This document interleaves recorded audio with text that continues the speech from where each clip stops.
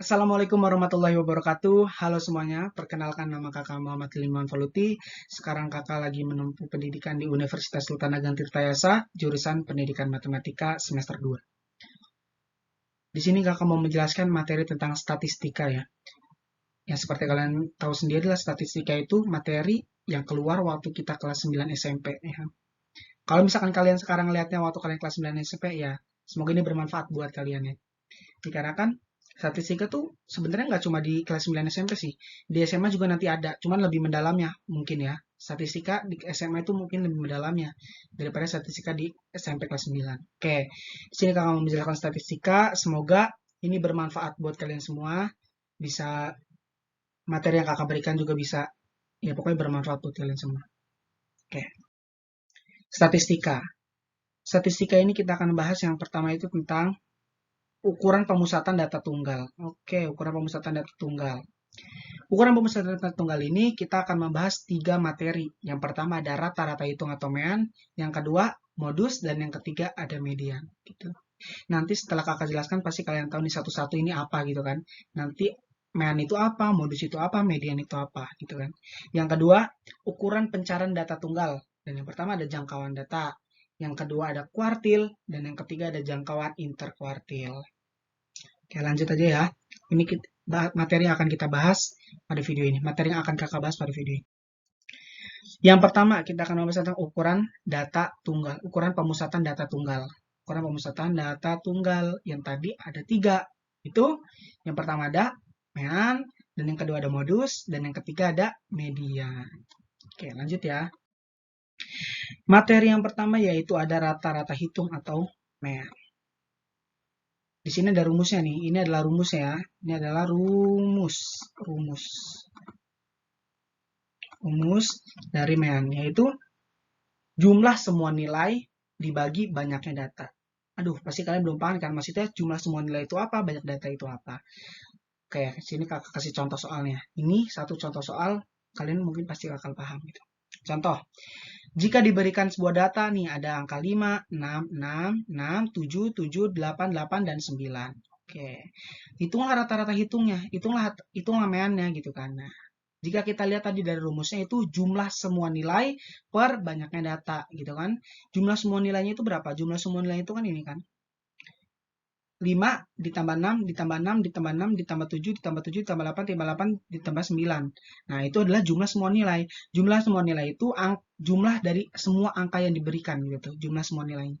Jadi kalian tinggal tambahin kan ini angka ini kalian tinggal tambahin nih angka-angka ini, kalian tinggal tambahin. Nih. Kalian masukkan ke rumusnya ini di sini. 5 ditambah 6 ditambah 6 ditambah 6 ditambah 7 ditambah 7 ditambah 8 ditambah 8 ditambah 9 dibagi banyak data. Banyak data itu bukan semuanya dijumlahin, maksudnya ada berapa angka gitu yang disediakan. Ada berapa angka di sini? Kita hitung ya. 1, 2, 3, 4, 5, 6, 7, 8, 9. Wah, berarti ada 9 angka. Berarti per 9. Kita jumlahkan hasilnya 62 per 9. 62 dibagi 9 yaitu 6,89. Nah, itu adalah rata-rata dari data ini atau mean dari data ini. Semoga di mean ini kalian paham ya. Nanti kalian tinggal ulas lagi kalau misalkan kalian masih belum paham, lihat videonya lagi. Oke, lanjut ya. Modus. Nah, ini modus menurut kakak paling gampang. Dikarenakan pengertian dari modus sendiri yaitu nilai yang sering muncul, atau nilai yang sering atau frekuensi yang sering keluar gitu atau data yang sering keluar gitu. Misalkan diberikan sebuah data nih 5, 6, 6, 6, 7, 7, 8, 8, dan 9. Nah, dilihat dari pengertiannya kan tadi nilai yang sering muncul. Berarti kalian tinggal lihat aja angka berapa yang sering muncul, ada berapa kali gitu kan. 6 di sini, 6-nya ada 6 6-nya 6-nya ada 3. 6-nya ada 3. Habis itu 7-nya ada 2. 7-nya ada 2. Dan 8-nya juga ada 2. Jadi yang paling lebih banyak adalah 6. Maka dari itu modus dari data ini adalah 6. Kalau untuk modus seperti itu saja. Karena emang yang dicari adalah nilai yang sering munculnya doang. Lanjut ya. Kita ke median. Median ini sedangnya lah antara median, modus, sama rata-rata. Kalau menurut kakak, dari masalah susahnya itu ya, dari faktorisasinya itu untuk si modus itu paling mudah. Si median ini tengah di tengah. Habis itu si rata-rata di atas. Jadi ini sedang lah. Ini kalian juga mungkin paham. Ini bisa paham kok. Misal, jadi median itu adalah apa sih pengertian dari median? Median itu nilai tengah yang setelah diurutkan gitu tuh. Nilai tengah dari angka-angka yang udah diurutkan gitu. Oke. Karena kita udah karena di sini contohnya sudah disebutkan data kan, di sini ada angka 5, 6, 6 dan seterusnya. Ini karena sudah urut kan 5, 6, 7, 8, 9. Gimana sih Kak cara ngurutinnya? Cara ngurutinnya itu dari angka yang terkecil hingga angka yang terbesar gitu tuh. Dari hingga angka yang terbesar. Misalkan ya, ada angka 1, habis itu koma 3, terus itu 2 itu 2, habis itu 5, habis itu 2 lagi. Nah, karena ini angkanya urutannya masih ngacak, maka tidak boleh langsung ditemukan mediannya. Dikarenakan median itu harus diurutkan terlebih dahulu gitu tuh. Ya udah kita urutkan dulu ya. Berarti misalkan 1, 2, 1, 2 gitu ya. Terus 2, habis itu 3, habis itu 5 gitu kan. Nah, kalau misalkan udah urut seperti ini, udah urut seperti ini misalkan, kalian tinggal nyari nilai tengahnya. Nilai tengahnya itu harus rata antara sisi kanan dan sisi kiri. Harus rata antara sini, sisi kanan dan sisi kiri. Ya. Sisi kanan ada 2, oke, berarti ada 2, dan kiri juga ada 2. Nah, kalau seperti ini udah gampang, maka mediannya adalah 2. Kalau ini untuk angka yang belum diurutkan ya. Nah, sini untuk angka yang sudah diurutkan. Kalau misalkan angka yang sudah diurutkan lebih gampang, kalian tinggal menemukan mediannya gitu tuh. Di sini sudah ditulis ya di sini ya angka-angkanya. Nah, sisi kanan tuh harus sama dengan sisi kiri yang tadi Kakak bilang. Oke, berarti sisi kanannya ada 4 dan sisi kirinya ada 4. Maka sudah ketemu mediannya yaitu 7. Jadi gitu doang gampang. Maka median dari data ini adalah 7 gitu. Oke, semoga dipaham ya. Lanjut ya.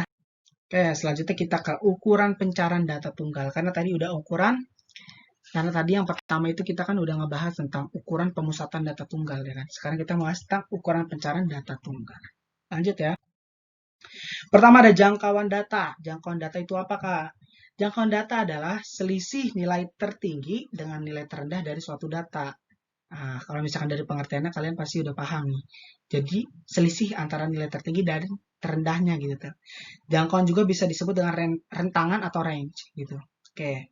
Rumus dari jangkauannya nilai tertinggi dikurang nilai terendah. Wah, oke, berarti tinggal dikurangin doang kan antara nilai tertinggi sama nilai terendahnya. Oke.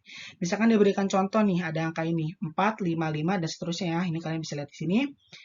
Kalian ambil nilai tertinggi dari data ini. Nilai tertingginya kan 9 kan? Dan nilai terendahnya 4. Berarti kan tinggal kalian kurangin aja, yaitu 9 kurang 4, 5. Maka ini adalah jangkauan data. Udah gitu doang. Ini adalah jangkauan data dari data tersebut. Gitu. Lanjut ya. Kuartil. Nah, sini Kang mau jelasin ya. Bila data yang telah diurutkan kita bagi menjadi 4 bagian yang sama, terdapat 3 nilai yang disebut dengan kuartil, yaitu kuartil bawah Q1, kuartil tengah atau median Q2, dan kuartil atas Q3. Contoh ini diberikan data 4, 5, 5, 6, 6, 6, 7, dan seterusnya ya. Kalian lihat di gambar. Sebelumnya, kuartil tengah itu adalah median, bisa disebut dengan median. Tadi median kita udah bahas kan, kalau median itu adalah data yang setelah diurutkan dan diambil nilai tengahnya gitu. Oke, berarti hal pertama yang kalau misalkan kalian mau mencari kuartil adalah dengan menemukan Q2-nya dulu atau mediannya terlebih dahulu. Oke, karena datanya sudah urut, kita cari dulu nih Q2-nya. Ini kalian jangan anggap tidak ada aja dulu nih ya. Q1 dan Q3-nya kalian anggap tidak ada dulu. Oke, cari mediannya. Yang sebelah kanan itu harus sama dengan sebelah kiri. Ini ada 5 angka, ini juga ada 5 angka. Jadi yang tengah ada 6. Nah, 6 ini adalah Q2-nya. Oke, karena sudah diketahui Q2-nya, maka kita harus mencari Q1 dan Q3 atau kuartil bawah dan kuartil atas gitu tuh. Nah, untuk mencari kuartil bawah, kita ambil dari sisi kiri gitu tuh. Sisi kiri tadi kan ada 5. Nah, berarti kita hitung dari sini nih, kita hitung dari sini. Nah, karena yang ini udah diambil oleh Q2, kita hitung dari sini. Sebelah kiri harus sama dengan sebelah kanan. Sebelah kanan ada 2 dan sebelah kiri ada 2. Maka untuk kuartil 1 itu adalah 5. Oke. Sekarang yang sebelah kanan. Sebelah kanan juga ada 5. Ambil kuartil 3-nya itu 8. Oke, berarti di sini semoga kalian paham, nanti kalian tinggal ulas lagi ya videonya. Materi mungkin sampai di sini. Terima kasih. Semoga apa yang Kakak berikan tadi bermanfaat buat kalian dan berguna juga buat di pelajaran kalian. Assalamualaikum warahmatullahi wabarakatuh.